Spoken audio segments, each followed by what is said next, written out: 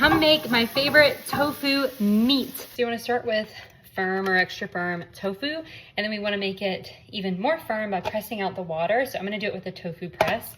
You can also wrap this in a towel, paper towels, put something heavy like books on top of it, and that will do the trick. So you just press this and let that rest while you prep something else. I heat up some garlic infused oil in a pan a little bit deep of a skillet over medium heat, and then start with your base, finely chopped green bell pepper.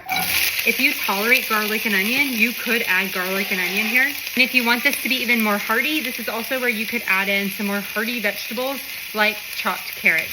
Now I'm going to crumble my tofu into this mixture. The easiest way is to do this with your hands. You can use gloves if you want to, if you're cooking for other people, or if a texture problem is there. You could also just finely chop this if you prefer to do it that way. The texture is just really nice with it crumbled. So you're gonna take your tofu, put it into chunks, and literally just try to crumble it into the pan. This is why you wanted to remove the water, because it makes it easier to do this.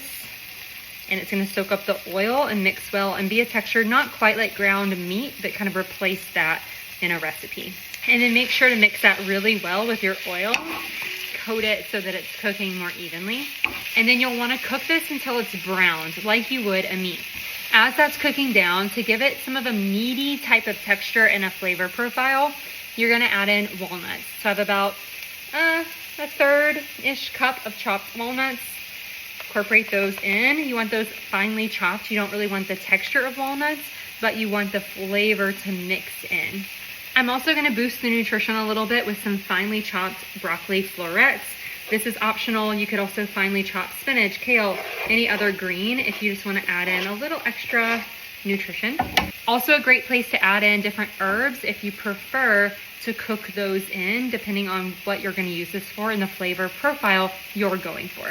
So this is lower FODMAP as is, and you can start building from here, or you can bump up the plant protein and the fibers with beans.